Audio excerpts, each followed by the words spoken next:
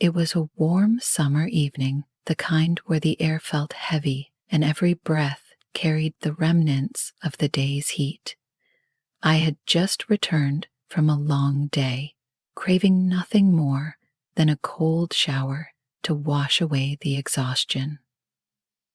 The house was unusually still. My dad was working late, as usual, and I assumed Lisa, my stepmom, was out with her friends. Lisa had always been outgoing, full of energy, and effortlessly charming.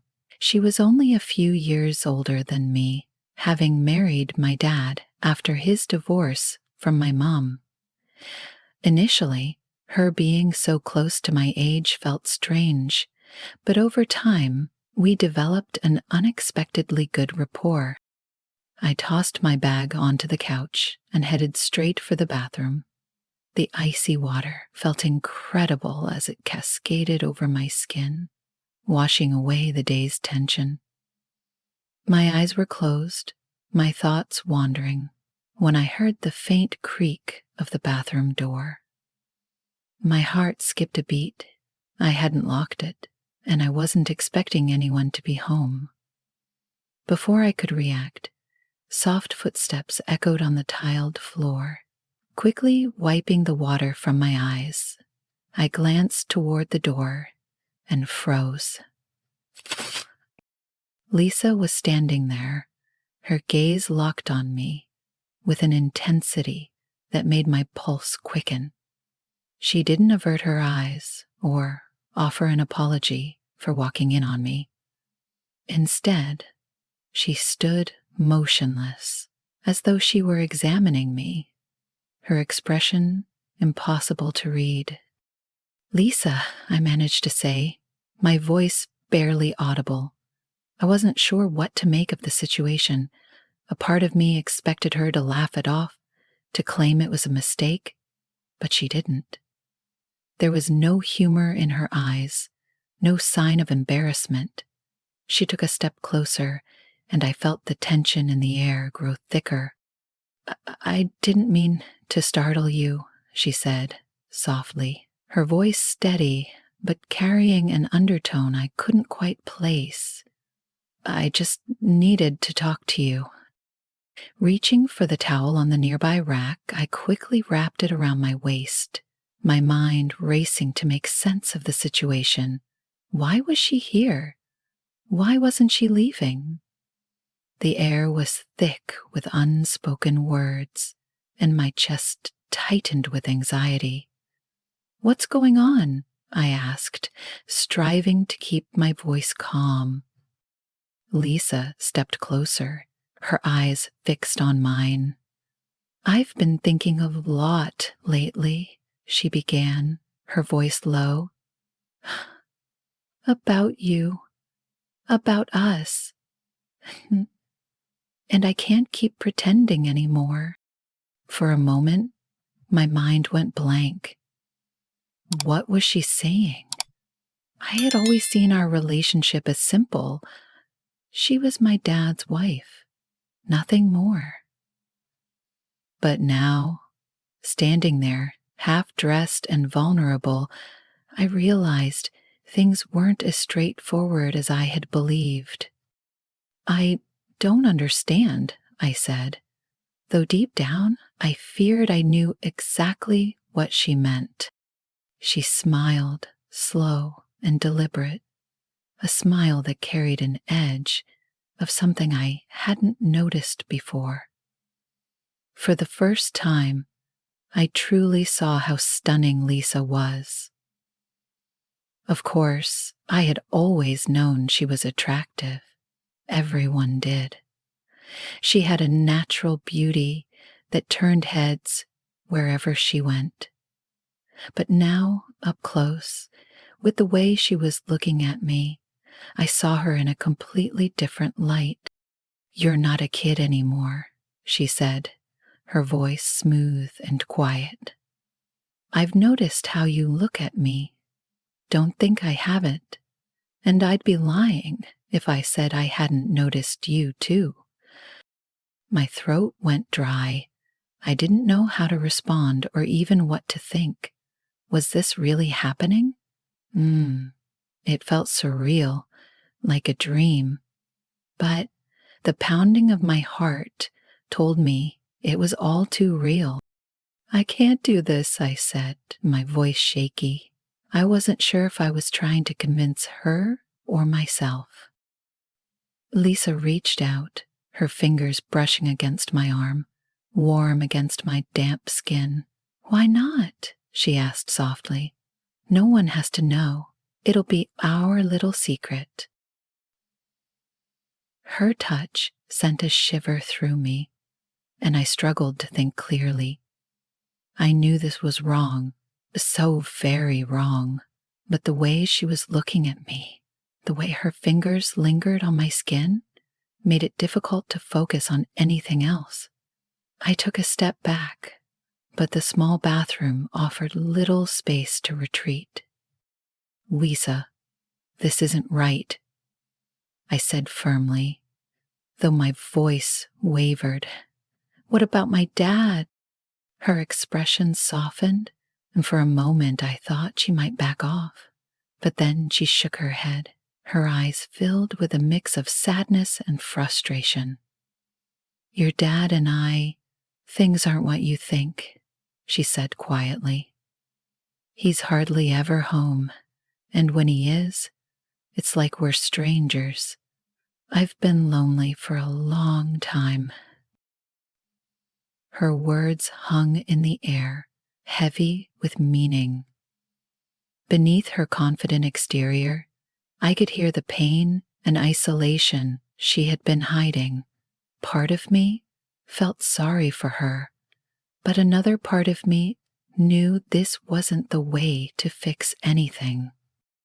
You don't have to be lonely, I said, trying to reason with her.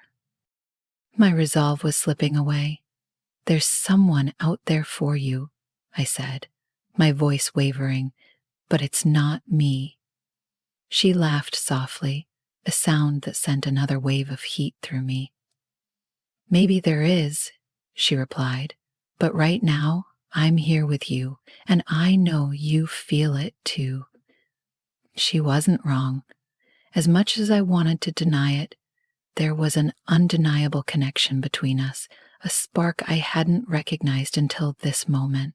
But knowing it was there didn't make it any less wrong. I can't, I repeated, though the determination in my voice was fading fast. Lisa's hand slid from my arm to my chest, her fingers trailing slowly down my torso, leaving a trail of heat in their wake. I sucked in a sharp breath, my body betraying me even as my mind screamed for control. We don't have to rush, she whispered, leaning closer. But I know you want this. I've seen the way you look at me when you think I'm not paying attention. Her words hit me like a blow.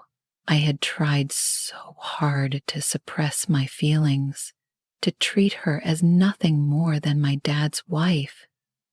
But she had seen through the facade, and now standing inches away, the temptation was unbearable. I could feel her breath on my skin, her body so close it was impossible to ignore, the heat radiating between us. I wanted to push her away, to do what was right, but every fiber of my being was urging me to give in. Just as she began to lean closer, we heard the unmistakable sound of a car pulling into the driveway. My dad was home. Lisa's eyes widened in panic, and she quickly stepped back. The moment between us shattered. You should go, she said, her voice urgent. We'll talk about this later. I didn't need to be told twice. Grabbing my clothes, I rushed out of the bathroom, my heart pounding and my mind racing. As I got dressed, I couldn't stop replaying what had just happened. How was I going to face my dad? and, more importantly, what was going to happen between Lisa and me now. The next few days passed in a haze. I avoided Lisa as much as I could, though it wasn't easy. Every time we ended up in the same room, the tension was unbearable. I could feel her gaze on me, waiting for the right moment for us to be alone again. But I knew I had to stay strong, for my dad's sake and for my own sanity. One night, when my dad was working late again, Lisa found me alone in the kitchen. She cornered me, her voice soft but insistent. "We need to talk," she said. I had known this conversation was inevitable, so I nodded, bracing myself for what was coming. "I can't stop thinking about you," she admitted, her eyes searching mine. "I know this is complicated, but I don't care. I want you." Her words hit me like a freight train. I had been trying so hard to push aside my feelings, convincing myself that what happened in the bathroom was a fleeting lapse in judgment. But hearing her say those words forced me to confront the truth. I had been lying to myself all along. "I don't know what to do," I whispered, my voice barely audible. She stepped closer, closing the space between us. "Just be with me," she murmured, her lips only inches from mine. "No one has to know." In that moment, I made a decision, one that I knew would change everything. I closed the gap between us, pressing my lips to hers, finally surrendering to the desire that had been building for so long. The kiss was electric, charged with all the tension and passion we had been holding back. I knew it was wrong. Every part of me knew it. But in that instant, I didn't care.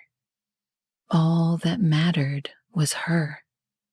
The way she felt, the way she made me feel alive in a way I hadn't in years, consumed every thought. When we finally broke apart, both of us were breathless, our hearts racing. "What now?" I asked, my voice unsteady. She smiled slowly, a seductive curve to her lips that sent a shiver through me. "Now," she said softly, "we see where this goes, one step at a time." And so we began a secret relationship, one built on stolen moments and hushed promises. It was dangerous, thrilling, and completely forbidden, but I couldn't stop myself. I was already in too deep.